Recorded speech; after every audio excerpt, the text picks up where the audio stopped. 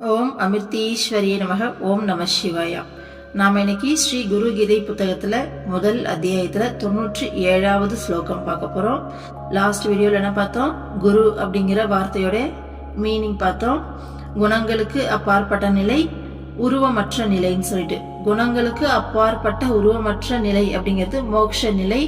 So ஜீவர்களை அந்த மோட்ச நிலைக்கு கொண்டு போறவர் குரு அப்படிங்கிற விஷயத்த பார்த்தோமா. அடுத்தது குரு தான் சிவன், விஷ்ணு, பிரம்மா எல்லாமே குருதான் அப்படின்னு சொல்லி பார்த்தோம். அடுத்தது குருநாதர் இருக்கிற திசையை நோக்கி, இப்போ குரு பக்கத்துல இல்ல தூரமா இருக்கும் அப்படின்னா அவர் இருக்கிற திசையை நோக்கி சாஷ்டாங்க நமஸ்காரம் செஞ்சு எப்படி மலர் தூவி வணங்கணும் அப்படிங்கிற விஷயங்கள் எல்லாம் நேற்று நமக்கு சொல்லி கொடுத்தாங்க இல்லையா. சோ இன்னைக்கு 97வது 97th ஸ்லோகம் பார்க்கலாம்.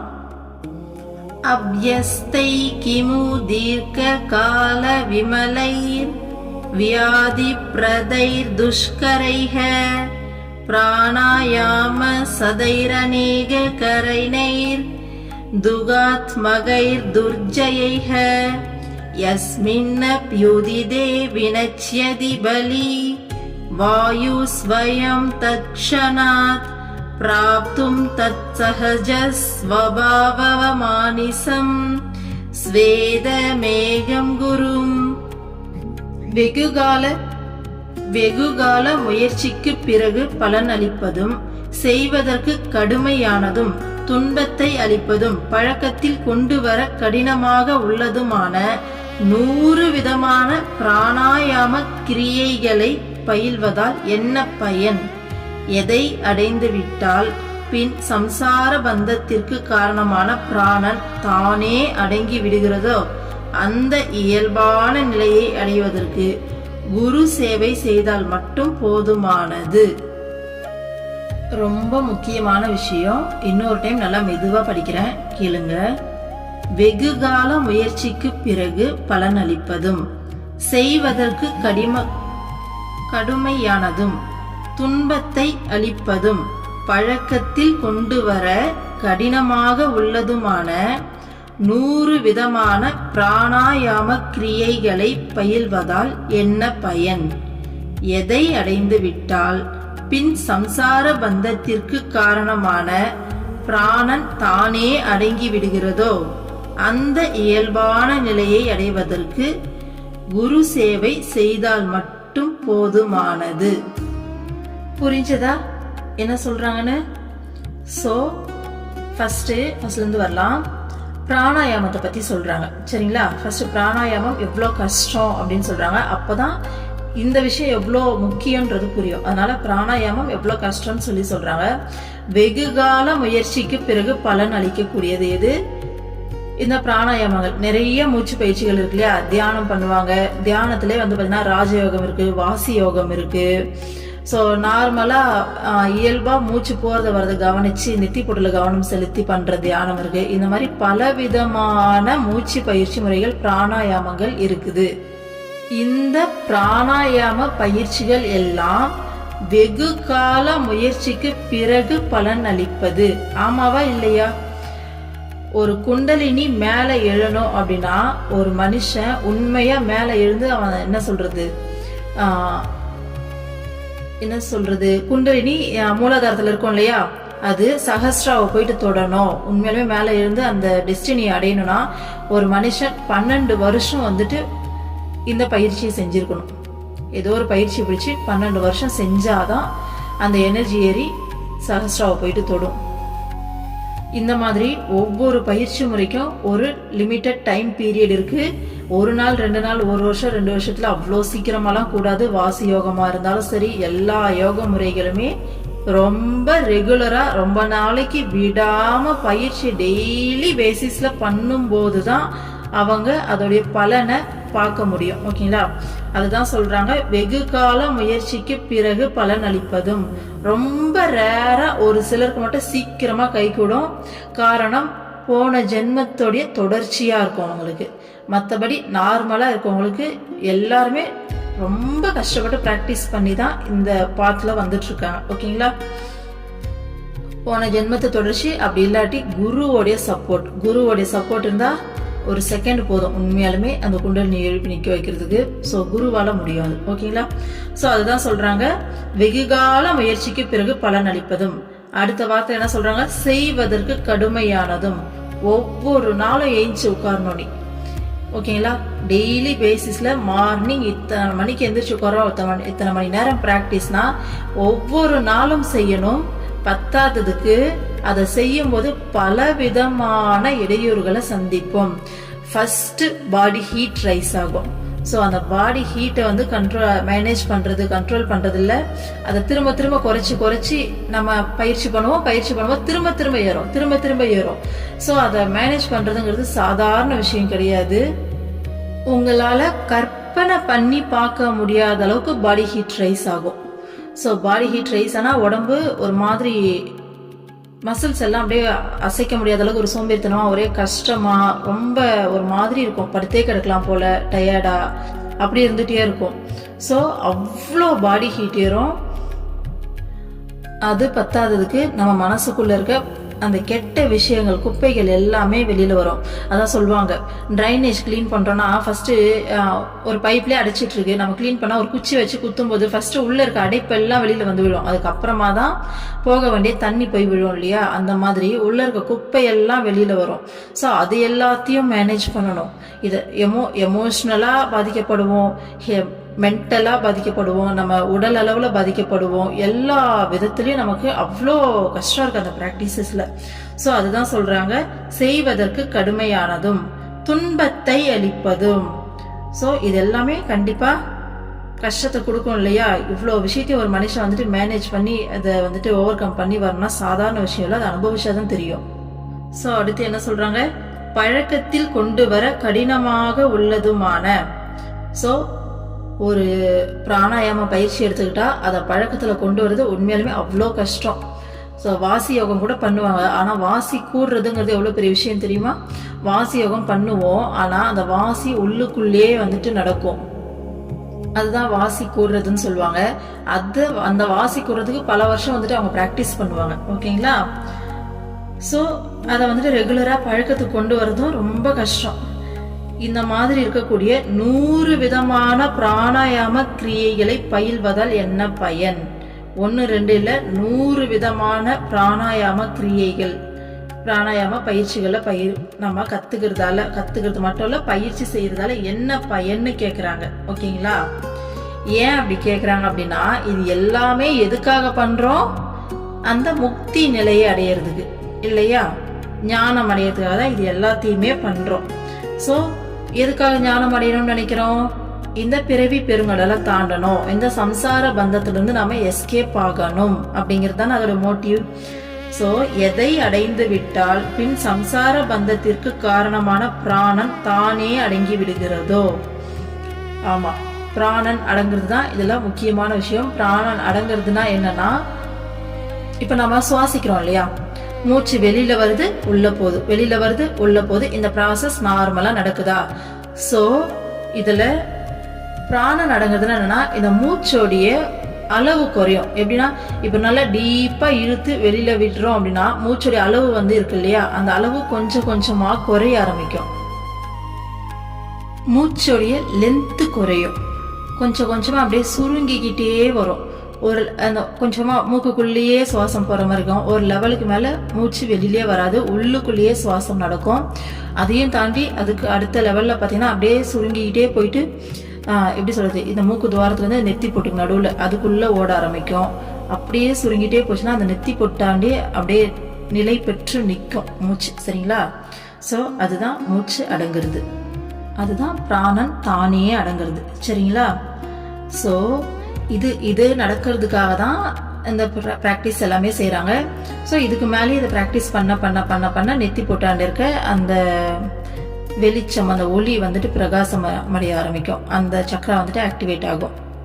ஸோ இது ஒரு லாங் ப்ராசஸ். ஓகேங்களா? ஸோ இந்த ஸ்டேஜ் அடையிறதுக்காக, இதை செய்யறதுக்காக தான் இவ்வளவு மூச்சு பயிற்சியும் செய்யறாங்க. ஓகேங்களா? ஸோ வருஷ கணக்குல டெய்லி பேசிஸ்ல கஷ்டப்பட்டு எந்திரிச்சு உடல் உபாதைகள், மனசுக்குள்ள வரக்கூடிய அந்த எமோஷன்ஸ் எல்லாத்தையும் வந்துட்டு, ஏன்னா உள்ள இருக்க எல்லாமே வெளியில வர சொன்ன இல்லையா, எல்லாத்தையும் மேனேஜ் பண்ணி இவ்வளோ விஷயமும் பண்றது எதுக்காகனா இந்த பிராணன் அடங்குறது தான். ஏன் அப்படின்னா நம்ம மூச்சு காத்துக்கும் நம்மளுடைய உணர்வுக்கும் சம்பந்தம் இருக்குது. நீங்கள் நல்லா கவனிச்சு பார்த்தீங்கன்னா ரொம்ப எமோஷனாக கோவமாக பதற்றமாக இருக்கும்போது வேகமாக மூச்சு வாங்கும். இதே ஒரு மெடிடேஷன் பண்ணுற டைமில் அந்த டைமில் உட்காந்து பாருங்கள், ரொம்ப நிதானமாக மூச்சு போயிட்டு வரும். ஸோ நம்ம மூச்சு காத்துக்கும் நம்மளுடைய எமோஷன்ஸ்க்கும் வந்து சம்மந்தம் இருக்குது. ஸோ யார் ஒருத்தருக்கு இந்த ப்ராக்டிசஸ் மூலமாக மூச்சு காற்று வந்துட்டு அடங்கி போயிடுதோ அவங்களுக்கு வந்து பார்த்திங்கன்னா அந்த டீப் காம் ஸ்டேட்டில் ஆகிடுவாங்க. டீப் காம் ஸ்டேட்டில் தான் இருப்பாங்க. ஸோ அந்த அட்டைன் பண்ணுறதுக்காக தான் இவ்வளோ ப்ராக்டிசஸும் பண்ணுறது. ஓகேங்களா? அந்த நிலை சாதாரணமாக அடையிறதுக்கு, அந்த நிலையை ரொம்ப சாதாரணமாக ஒருத்தனுக்கு கிடைக்கணும், ஒருத்தன் வந்துட்டு அதை பெறணும் அப்படின்னா குரு சேவை செஞ்சால் போதுமா, அது தானாக கிடைக்குமாமா. பார்த்தீங்களா? ஸோ எந்த ஒரு விஷயத்தை அடையிறதுக்காக இந்த பிராணாயாம பயிற்சிகள்லாம் வருஷ கணக்கில் கஷ்டப்பட்டு உருண்டு புரண்டு எல்லா துன்பத்தையும் வலியையும் தாங்கிக்கிட்டு நீங்கள் வந்து பண்ணுறீங்களோ அதை குரு சேவை பண்ணால் ரொம்ப சாதாரணமாக அடைஞ்சிட முடியுன்றாங்க. அப்போ குரு சேவைக்கு இருக்கக்கூடிய மகிமையை பார்த்துக்கோங்க. இன்னொரு சைடு போய் பார்த்தோம்னா கர்மா கரைக்கணும், அப்புறம் அன்பா என்ன சொல்கிறது, அன்பா இருக்கணும், ஜீவகாருண்யம் பண்ணணும், அன்னதானம் பண்ணணும், இந்த மாதிரி விஷயங்கள்லாம் போதும் இல்லையா? இதெல்லாம் பண்ணும்போதும் ஒரு ஆன்மா உருகும். அப்பயும் சேம் ப்ராசஸ் இதே தான். மூச்சு அடங்கும், பாடி ஹீட் ஆகும், எல்லாமே நடக்கும். சரிங்களா? ஸோ சுற்றி சுற்றி எத்தனை வழியில் வந்தாலும் நீ போய் ரீச் ஆக போகிறது எங்கே? அந்த ஒரு பாயிண்ட் தான். ஸோ அந்த ஒரு பாயிண்ட்டை ரீச் ஆகிறதுக்கு நீ இவ்வளோ கஷ்டம்லாம் பட தேவையில்லை. குரு சேவை பண்ணால் போதும், உனக்கு ரொம்ப ஈஸியாக சாதாரணமாக கிடைக்க வேண்டியது அப்படின்னு சொல்கிறாங்க. அதே மாதிரி அம்மா சொல்லுவாங்க, இப்போ நம்ம சொல்கிறோம் இல்லையா குண்டலினி பயிற்சினா 12 வருஷம் பண்ணணும் அப்படின்லாம் அம்மா சொல்லியிருக்காங்க. அம்மா சொல்கிற பேச்சை கேட்டு நடந்தா வெறும் 3 இயர்ஸ் போதும், என்னால் உனக்கு முக்தி கொடுத்துட முடியும். அம்மா நினச்சானா செகண்டில் கொடுக்க முடியும், அது வேற விஷயம். ஆனால் நான் சொல்கிறத பொறுப்பாக உருப்படியாக கேட்டு நடந்தினா வெறும் 3 வருஷத்தில் உன்னால் முக்தி அடைய முடியும்னு அம்மாவே வந்து சொல்லியிருக்காங்க. அந்த மாதிரி பல பேர் அடைஞ்சும் இருக்காங்க. அம்மா கூட இருக்கவங்களே பல பேர் முக்தி அடைஞ்சவங்க தான். அம்மா கூட பிரம்மச்சாரிங்களா இருக்கவங்க, பெரிய பெரிய சுவாமிஜிகள் எல்லாமே நிறைய பேர் முக்தி அடைஞ்சவங்க அதில். சரிங்களா? ஸோ அதுதான், குரு நினைச்சா மட்டும்தான், குரு கிட்ட மட்டும்தான் நமக்கு இவ்வளோ ஈஸியாக இந்த பிறவி பெருங்கடலை கடக்க முடியும். இந்த இடத்துல குரு சேவையுடைய அந்த முக்கியத்துவத்தை சொல்லியிருக்காங்க. இன்னொரு டைம் படிக்கிறேன், கேளுங்க.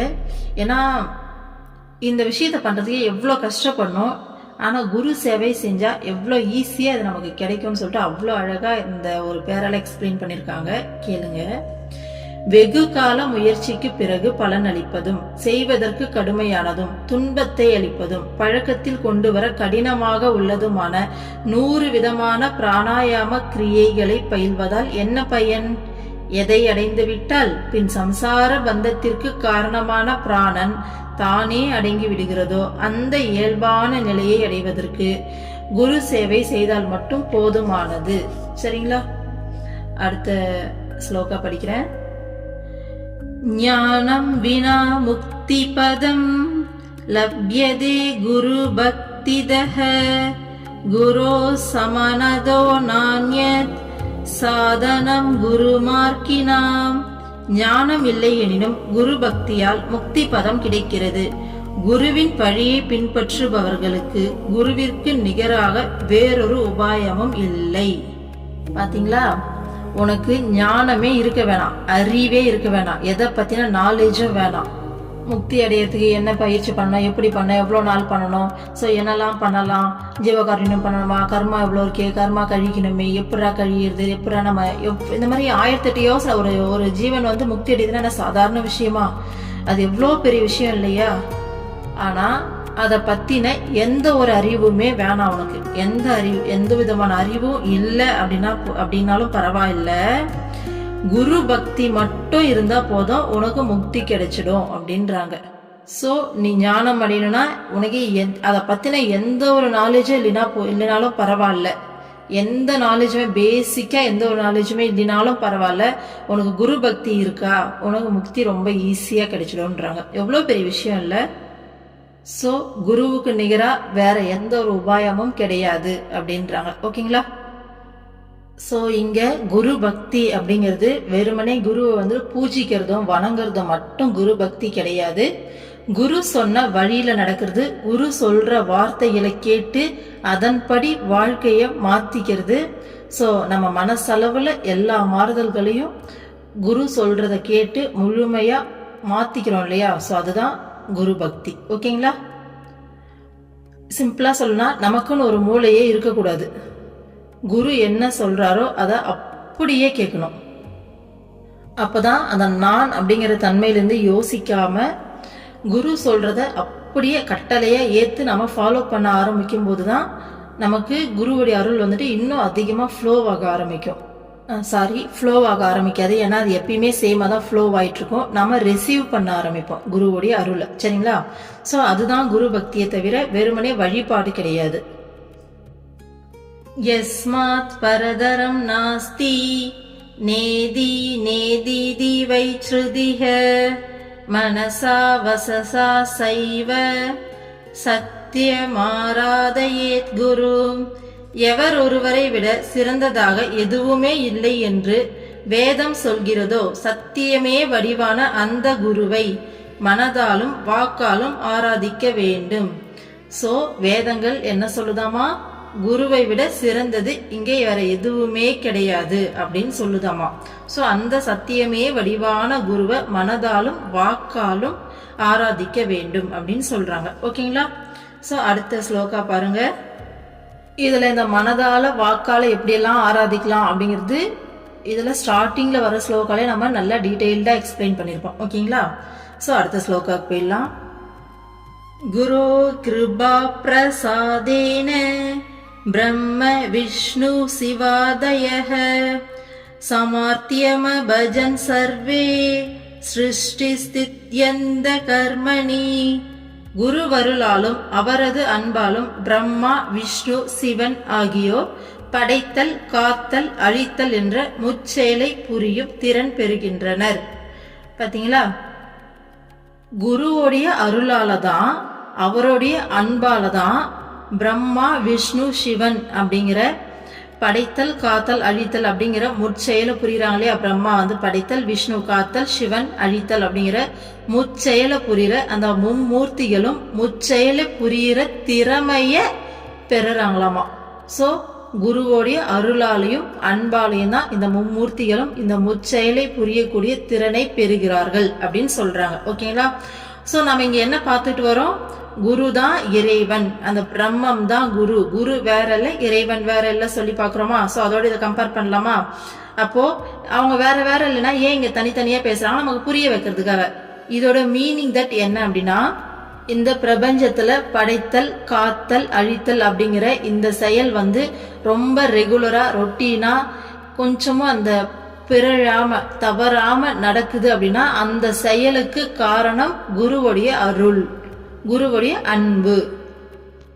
சோ குருவுடைய அருளும் அன்பும் இல்லைன்னா இந்த பிரபஞ்சம் இந்த மாதிரி சீரா இயங்காது. நம்ம ஏற்கனவே ஒரு வீடியோல பார்த்திருக்கோம் இல்லையா? நமக்குள்ள இருந்து எவ்வளவு நெகட்டிவ் வைப்ஸ் வந்துட்டு வெளியில வருது. ஸோ இந்த வைப்ரேஷன்ஸ் அப்படியே போயிட்டு நமக்கு திரும்ப ரிஃப்ளெக்ட் ஆச்சு, திரும்ப கிரியேட் ஆகி வந்துச்சுன்னா இந்த உலகம் நிலையாவே இருக்காது. எப்பயோ வந்து இது என்ன சொல்றது, போர்க்களமா மாறி இருக்கும்.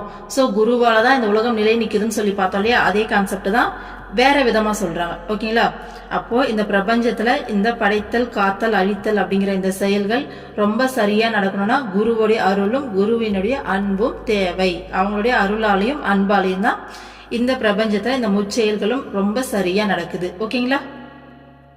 தேவ கிண்ணர கந்தர்வாக பித்ருய சாஸ்து தும்புருக முனையோபி ந ஜானந்தி குரு சுச்ரூஷனே விதீம். தேவர்களும் கிண்ணறர்களும் கந்தர்வர்களும் பித்ருக்களும் யக்ஷர்களும் தும்புரு போன்ற முனிவர்களும் கூட குரு சேவை செய்யும் முறை பற்றி அறியாதவர் ஆவர். சோ இந்த உலகம் கிடையாது, மேல் உலகத்துல இருக்கவங்கள பத்தி பேசுறாங்க. தேவர்கள், கிண்ணறர்கள், கந்தர்வர்கள், பித்ருக்கள், யக்ஷர்கள், தும்புரு போன்ற முனிவர்கள் சொல்லிட்டு மேல் உலகத்துல இருக்கவங்க. ஓகேங்களா? ஸோ அவங்களுக்கு கூட குரு சேவை செய்கிற முறையை பற்றி தெரியாதாமா, அவங்களுக்கே தெரியாதாமா. அப்படின்னா அது எவ்வளோ மகத்துவமான விஷயம் அப்படின்ற மாதிரி சொல்கிறாங்க. சரிங்களா? குரு சேவையோடைய மகத்துவத்தை பற்றி சொல்கிறாங்க. ஏன்னா குரு சேவை செஞ்சால் எந்த ஒரு மூச்சு பயிற்சியும் அவ்வளோ கஷ்டப்படாமல் ரொம்ப ஈஸியாக முக்தி பதம் கிடைச்சிரும் அப்படின்னு சொன்னாங்க இல்லையா? ஸோ அந்த குரு சேவையோட மகத்துவத்தை சொல்கிறாங்க. தேவர்களுக்கும் கிண்ணறவர்கள், முனிவர்கள், ரிஷிமார்கள் சொல்ல தேவர், கிண்ணறர், கந்தர்வர், யக்ஷர்கள், முனிவர்கள்லாம் சொல்லியிருக்காங்க. ஸோ இவங்களுக்கே குரு சேவைனா எப்படி பண்ணணும் அப்படின்னா என்னங்கிறது தெரியாது அப்படின்னு சொல்கிறாங்க. ஓகேங்களா? ஸோ அடுத்த ஸ்லோகா பாருங்க. தார்க்கிகா சாந்த சாச்சைவ தைவஜ்ஞா கர்மடா பிரியே லௌகிகாஸ்தேன ஜானந்தி குரு தத்துவம் நிராகுலம். பிரியமானவளே, தர்க்கம் செய்பவர்கள், வைதிகர்கள், ஜோதிடர்கள், கர்மிகள், உலகியல் வாழ்க்கை வாழ்பவர்கள் என இவர்களில் யாருமே சாந்த வடிவான குரு தத்துவத்தை அறிவதில்லை. ஸோ தர்க்கம் செய்கிறவங்க, வைதிகர்கள், ஜோதிடர், கர்மிகள் சொல்லி மனிதர்களை பல விதமாக பிரிக்கிறாங்க. ஓகேங்களா? ஸோ மேல் உலகத்தில் இருக்கவங்களுக்கு குரு சேவையை பற்றி தெரியாது, எப்படி பண்ணணும்னு சொல்லிட்டு இந்த மனிதர்களுக்கும் பார்த்தீங்கன்னா குரு தத்துவத்தை முழுமையாக அறியறது கிடையாது, அவங்களுக்கும் தெரியாது அப்படின்னு சொல்கிறாங்க. ஓகேங்களா? ஸோ அடுத்த ஸ்லோக்கால என்ன சொல்கிறாங்கன்னு பார்க்கலாம்.